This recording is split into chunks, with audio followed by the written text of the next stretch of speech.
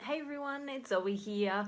Welcome to another live Q&A. It is, as always, 6:30 on a Tuesday, and it's that time again where we're going to have a chat. I'll answer a few of your questions, and we're also going to talk about intuitive eating, because I think I've kind of spoken a little bit about intuitive eating in the past, or kind of the principles of it, but we haven't actually really kind of dug deep into it, and so I wanted to have a bit of a chat about that tonight too.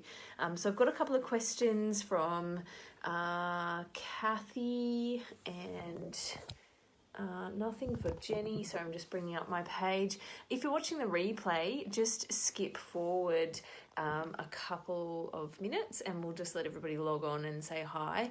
And if you have any questions and you're watching, just pop them on the comment section, and then I will get on to answering them for you. All right, where are we? Here we go. Hey Kathy. Oh, Rose, how are you? It's been a long time since I've seen you. How are you going? Tell me all. I hope you're well. And Kathy, we definitely have a question from you and from Katrina as well, I think. So I'll definitely answer them while we talk, maybe just after we speak a little bit about intuitive eating. So Rose, if you've got any questions, just pop them in the comment section as well. Let me know if there's anything that you want me to answer. I know that you're a little way after your surgery now, so I hope it's all going really well. Oh, skin removal done too. Awesome. That's really, really cool. I hope you're feeling okay. And Fiona had her skin removal 1 or 2 weeks ago. So Fiona, I hope you're feeling better too, because I know that that's a really tough surgery to recover from. Takes a little while. Hey Katrina, how are you? We're going to chat about your question as well tonight, so stick around and we'll get to that. I'll just talk about intuitive eating first, and then we'll get on to your questions at the end. All right, so we've got a few people here. What I might just sort of talk about, I guess, to start with, let me just bring it up so I don't forget what I was going to talk about at all, because that often happens. All right, so basically I wanted to talk about intuitive eating because you might have heard about it. It has gained popularity in the last 5 to 10 years, and it's sort of become more mainstream in the media. You might have seen more articles talking about intuitive eating, or saying the next diet fad is not to diet at all, and so it has been gaining traction, and there's also been gaining traction in terms of research as to whether or not intuitive eating works for health, for weight, for your relationship with food, and so I thought it was really high time that we sort of talked about it. So the biggest thing about intuitive eating is that it isn't a diet, and it's actually, in fact, the very opposite. And the way I like to think about intuitive eating is, if any of you have had kids, you will know that kids will eat when they're hungry, and they will not eat when they are not hungry.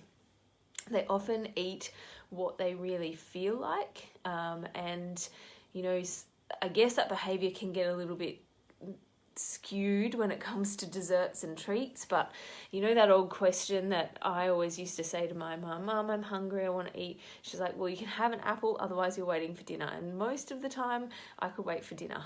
That's in me trying to push the boundaries in terms of being able to eat more. But what Mum was actually encouraging there is intuitive eating, and saying, you know, if you're not hungry, then you don't need to eat, and you can wait a bit longer. So intuitive eating is really around getting back to listening to your body. So what does it actually feel like? Is it physically hungry? Is it emotionally hungry? If you are physically hungry, what do you feel like eating? Really kind of thinking about, while you're eating, whether something is satisfying or not, and how well it is filling you up, and stopping when you are satisfied rather than full or over full. And so often people talk about mindful eating and intuitive eating as the same thing. And look, for all intents and purposes, I think it is pretty similar. There's some slight differences in definition in the research, but most people will use those terms interchangeably. But the two dietitians from the States that came up with intuitive eating and really pioneered the research into intuitive eating came up with 10 principles of intuitive eating. And the first one was that you need to eat intuitively, you need to reject the diet mentality. And so we are thinking, around the diet mentality, where has that actually got us?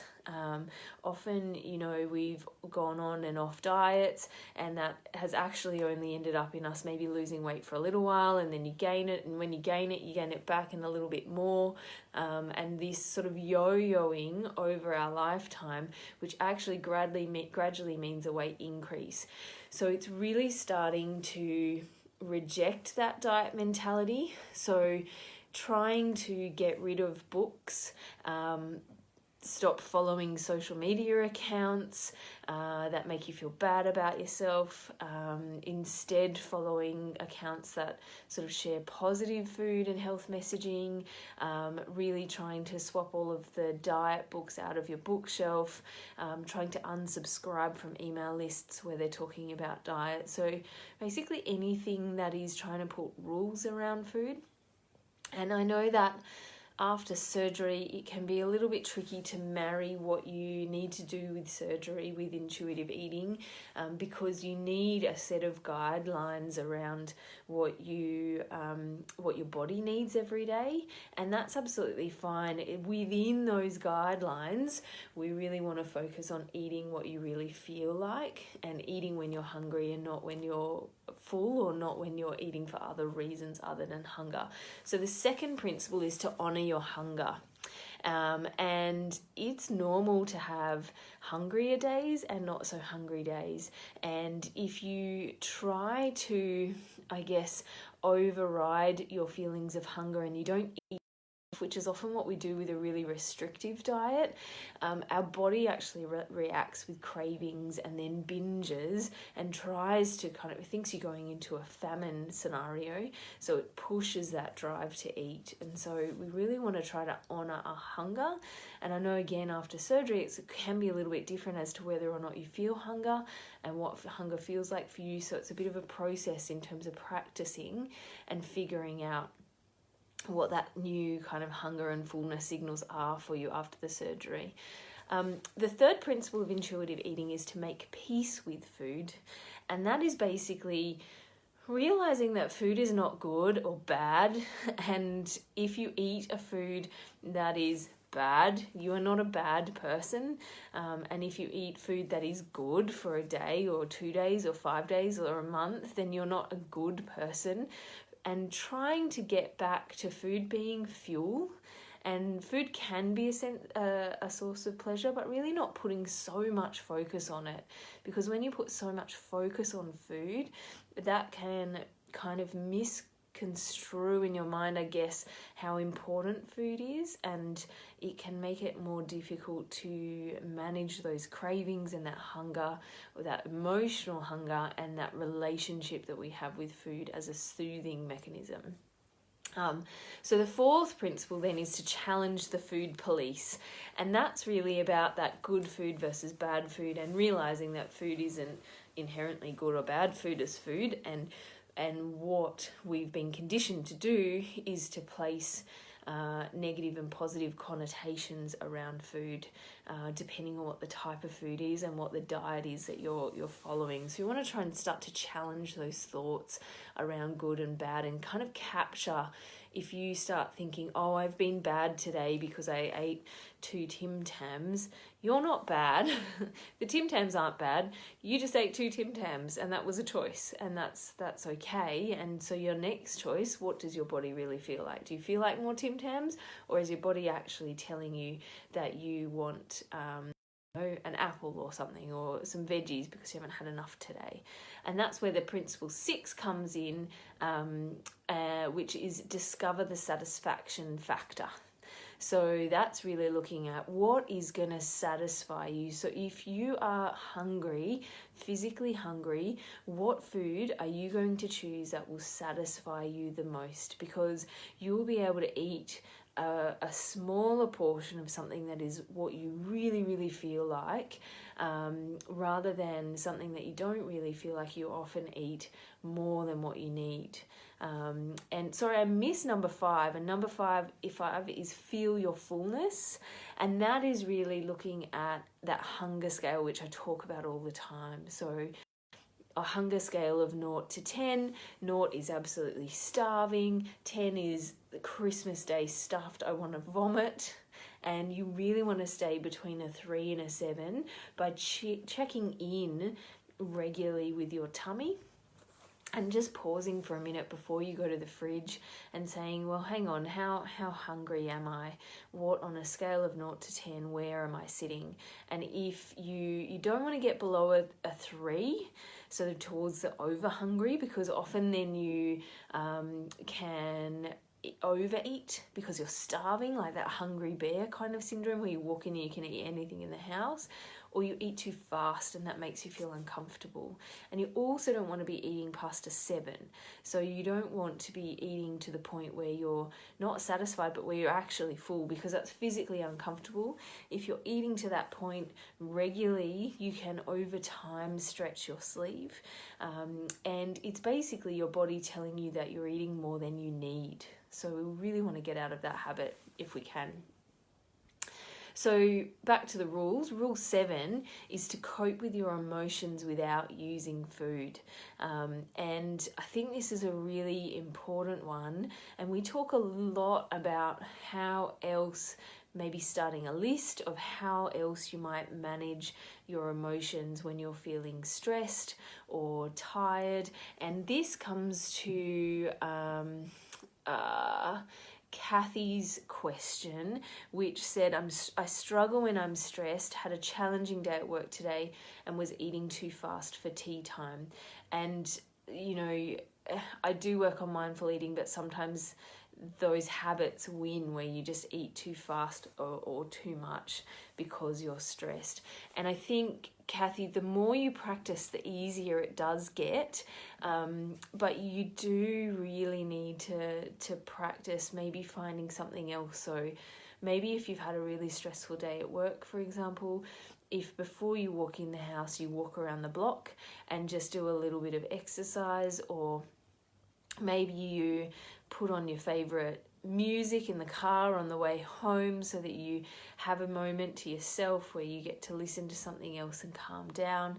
Maybe you call a friend or a family member, again on the way home from work, or when you get home.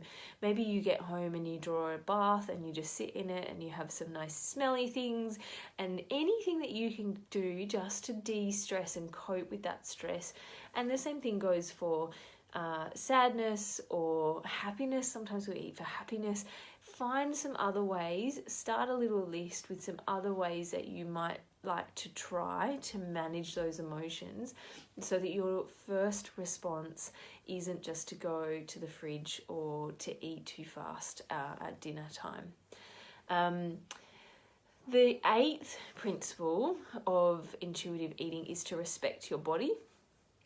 And this one comes from the fact that we're really quick to judge ourselves and criticize ourselves.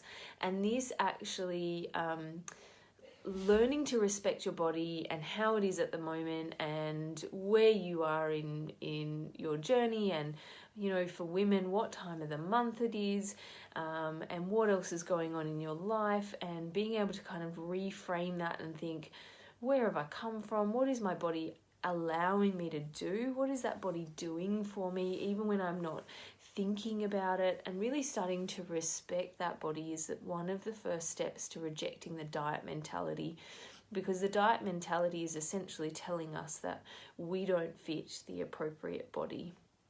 And that's why intuitive eating really sits with the health at every size movement, which is saying that you can be healthy at any size, and it's more than just weight that determines your health and your worth and your self-esteem. So That's part of intuitive eating, because until you respect your body, it's difficult to actually listen to your body and eat intuitively. Principle 9, we're almost there. Principle 9 is to exercise and to feel the difference. So instead of focusing on the exercise you think you should do, you focus on the types of exercise that makes you feel good, because you're obviously then thinking about nourishing your body with movement like you do with your food, and you're thinking about that mental and psychological stress relief and endorphins that you get when you do some exercise. You often sleep better, your appetite is better managed as well. So it's not a weight thing, but it's an enjoyment thing. So what kind of exercise do you actually enjoy?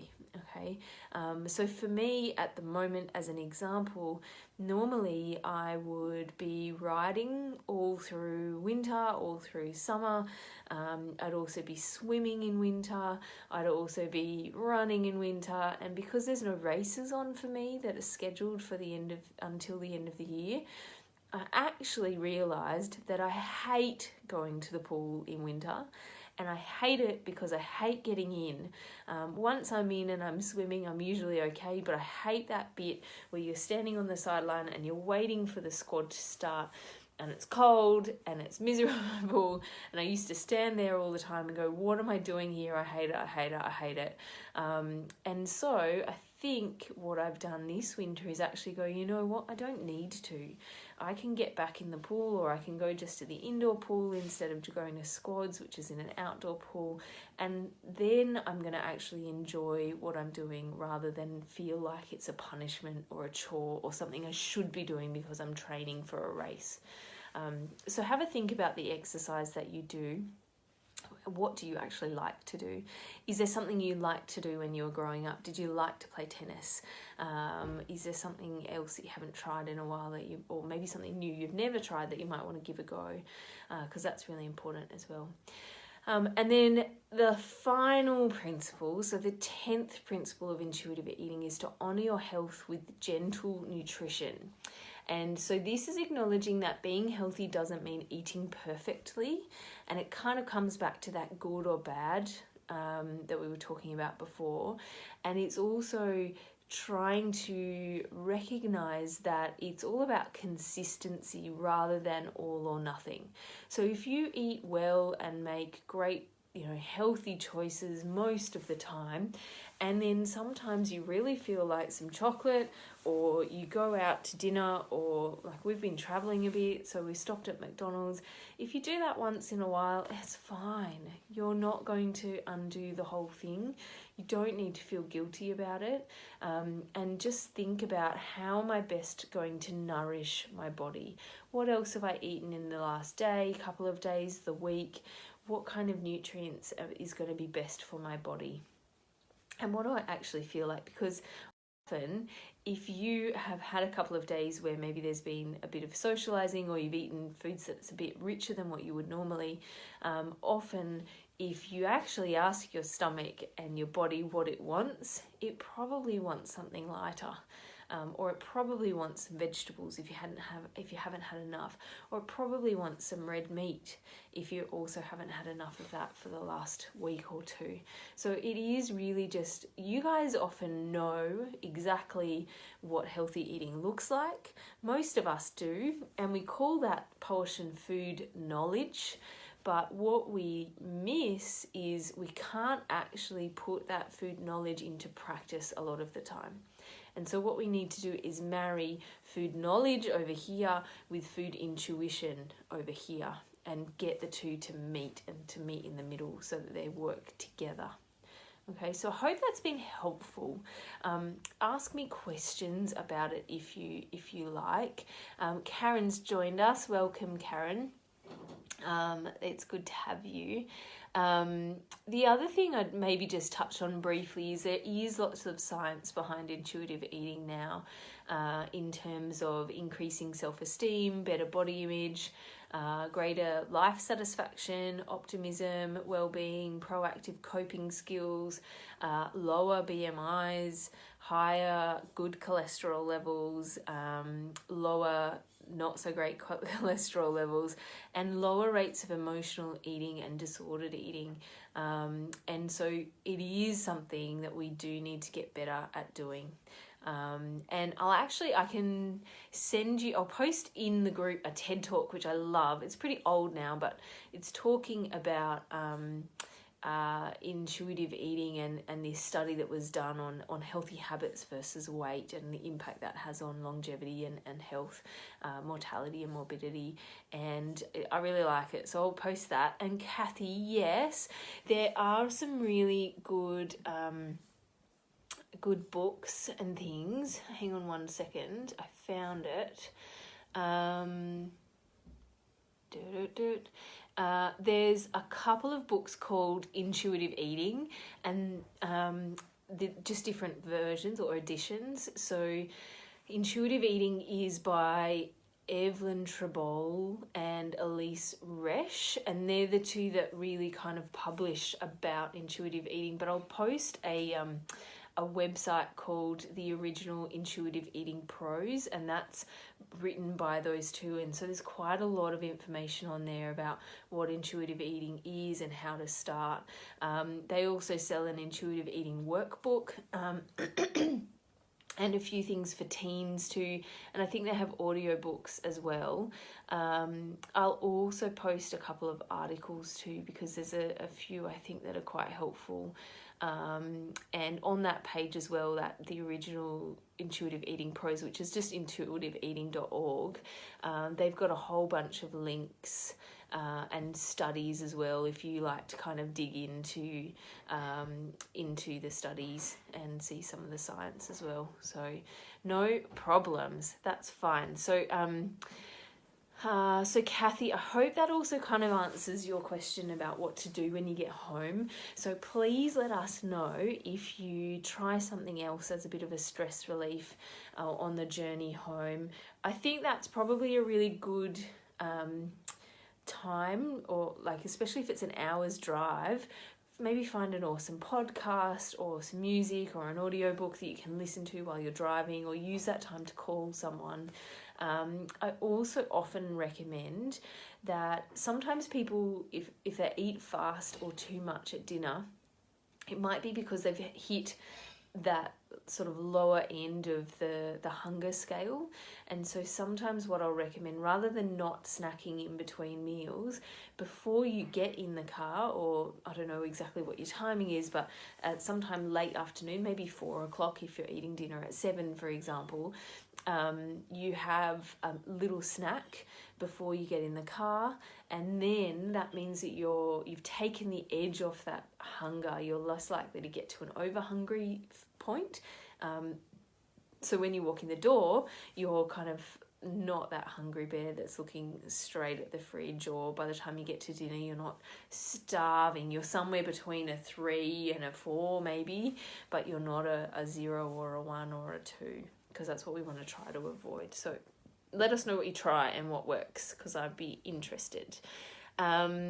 Now, Karen, I know we've been talking a little bit about intuitive eating. I think you've asked about, how do I stop that diet mentality? And I know Victoria's asked about it as well. So, Karen, I think you logged in maybe a few minutes in, so maybe perhaps just watch the first bit of the replay, and we can talk about it next time we speak as well. So Katrina, could we talk about transitioning between the stages? So Katrina, can you just remind me how many weeks where you're up to again? I think it must be 4 or 5, but I'm guessing, so let me know. You also said when to drop the Optifast shakes. So this is a really good question. Usually we, in my clinic, the surgeons that I worked for, nearly week 6, cool. So the surgeons that I worked for tended to do 2-week phases. Other surgeons will do slightly different variations on that theme, but we would do 2 weeks of fluids, 2 weeks of purees, 2 weeks of soft, and by about week 8 you'd be on basically most foods, maybe not the really hard foods like steak or bread or rice, for example, but you're eating pretty normally again. So at week 6, what I would recommend is that you are starting to try a few foods that are a bit harder. I would definitely leave the really hard stuff like steak, dry chicken breast, bread, rice, pasta. I would leave them off, and some of the really hard crunchy salad vegetables like a raw carrot. But you should be able to otherwise start trying a few foods that are a little bit more normal. So at the moment, at about week 6, we'd normally expect you to be eating soft foods and just chewing them really well. So stuff like shepherd's pie, for example, or an omelette, eggs, that sort of texture, soups but quite chunky, and even things like slow cooked meats you could try now because they're really soft, they sort of fall apart.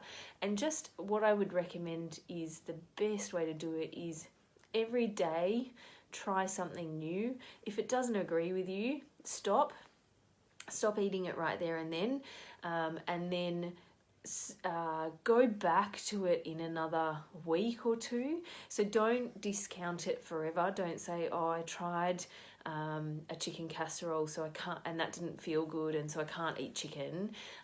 Try it again, because often what happens is over time that tolerance just increases as the last bits of swelling go down and the scar kind of starts to soften a bit. So keep trying lots of different bits and pieces, and like you would with a child, keep offering it to yourself and keep giving it a go. The OptiFast, everybody's sort of a little bit different with OptiFast. If you're managing OptiFast and you still like it, it is quite good to keep that in until about the 8-week mark, or until you're eating around about 3 cups of food a day. You might like to track your intake 1 or 2 days just to see where your protein is at, and ideally we want our protein at 60 to 80 grams a day. So if you're without the OptiFast nowhere near that 60 grams of protein, then I would keep it going until you're able to manage the different types of foods that would get you up to about 60 grams or a bit more. But if at the moment you don't particularly enjoy the OptiFast and you're getting maybe 50 grams of protein a day, then you could swap to a clear tasteless protein powder and just stir it through some food or a coffee or a tea during the day, rather than forcing yourself to have the OptiFast. So it's a little bit of trial and error to see what works, but that's what we really want in terms of the protein, so that your body has enough protein for that last bit of healing. So hopefully that's helpful, Katrina. It sounds like you've been doing really well, which is great. So I'm sure you'll be fine. And again, intuitively eating, just really listening to what your body likes, what it feels like, what feels comfortable, and just stopping if it doesn't and trying it again in another couple of weeks. Give it another go. Okay. All right. So, what else? I might just chat through quickly what else has been in the group in case you've missed it. I published a guide to soup yesterday with some top supermarket soups, just for convenience more than anything. Lots of people buy them, so I thought, we need to have there some easy options that you guys can just go to without even needing to look at the label. I also gave you the criteria if you want to look at some other options, because I know depending on where you shop, especially in the fridge section of the supermarket, the fresh soups really, really vary. So you might find something that is better. And there's been some good discussion on the post with the top picks about how people use them, why they use them, Nina Ann, who's our awesome veggie cook, and she often has some really great examples of things that she does that are clever with food and with cooking. She often uses them just as a base. So for example, tomato and lentil soup in a fridge, and she used, instead of just eating the Heinz tomato soup out of the can with nothing else, she's added the lentils, basil, salt and pepper for some extra flavour, and that is an easy way to make like a week's worth of lunches. And I think that's a really good point, because often soups don't have enough protein in them, especially the supermarket soups. So adding more to it, you know, if you've got leftover chicken floating around, or a bit of, I don't know, some chicken mince, you want to cook that first and then put it into the soup. Those sorts of things are easy. A tin of beans, chickpeas, lentils, just ups the protein. You can even just serve it with a dollop of yogurt, or sour cream, or Jan was saying that she puts light carnation milk in her pumpkin soup when she's making it, and that's another great option too for some increased protein. So think about that when you're choosing your soup. I did something a bit different also with the weekly challenge this week. So I don't know if any of you guys have done the habits checklist, but it's a really good check-in. And I thought, because especially in Victoria, you're kind of going back into those restrictions again. Some of you, I thought it was now is as good a time as any to sit down, spend a few moments to fill out the checklist, and it basically tells you the habits that we are ideal for long-term success after weight loss surgery, and it has a little scale there of, I'm doing that, you know, really well every day, or sometimes, or not really, and sort of need to work on it. And I like to use that checklist because it gives you a baseline measure, and then you can pick one or two things from that checklist to really focus on for the next week or 2 weeks or 6 weeks, depending on how long you're in the restrictions, if you're in Melbourne, for example. And then you can actually do the checklist again at the end of that time period, and hopefully you see those checks start to move towards the more frequent. Okay, and so that's what I really like. So that's there in the page. I posted that one yesterday. We've had a few new members too, so Bernadette has joined us, which is awesome. I've known Bernadette for a long time, so it's great to get in touch again. And we've had a few other people who I've invited to join the group who've signed up for memberships, but they haven't made it in yet, so I will introduce you to them when they arrive. Also, a few sort of recipes that have been shared. So I shared a chocolate porridge recipe on Friday from the Healthy Food Guide, which is a magazine that has a really strict criteria for inclusion of recipes. And I used to work as a dietitian for Healthy Food Guide. They have a dietitian on staff always, and so if the recipes don't meet the criteria, they don't get included, or they have to be modified until they do. So most of the recipes on there, you'll just have to adjust for portion sizes, but otherwise you can feel free to choose any of them. And if you go onto the Healthy Food Guide website and you searching for recipes, you can search by stamp. So you can search high protein, low kilojoule, high fiber, and that's a really good feature on there too. So all right, I think that's probably about it. Oh, no, not quite. Other recipe things. I did another meal plan for you guys last week. So they're all recipes that are ready in 30 minutes or less. And I'm also putting together and I asked for some ideas. I want to make a list of quick and easy one pot meals. So I'm putting that one together as well. So that'll be with you in the next couple of weeks. And so coming up, we have, I'm just bringing it up so I can remember a few different things. We're going to talk in my Facebook Lives on the public page. I'm going to talk about some top reasons for weight regain. There'll be a blog post about that too. We're also going to, coming up, I'll give you some more porridge recipe ideas. We'll also do a sort of Facebook Live, a little video on how to eat vegetarian. We've got some other things coming up. So I want to do some video courses that are member only. So short videos that you can just watch for a few minutes at a time, a few different videos following on. So for example, I might do one on common side effects and basically troubleshooting, one on transitioning through the phases. So there is that on the member site now, but I want to kind of make them really super succinct.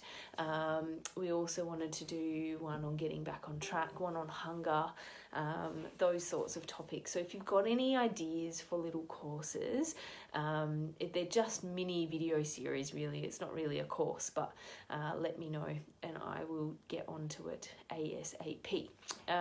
So I think that's it. Any other questions? I didn't actually say hi to Jenny and Kelly, but hi Jenny and Kelly. I think I was just rabbiting on. No more questions. So I might log off. I think Andy's cooking salmon for dinner tonight for us, which is very delicious. So I will log off and go and have some dinner, and I will see you guys in a fortnight. I actually can't remember what the topic is, but it's in the group, in the events page.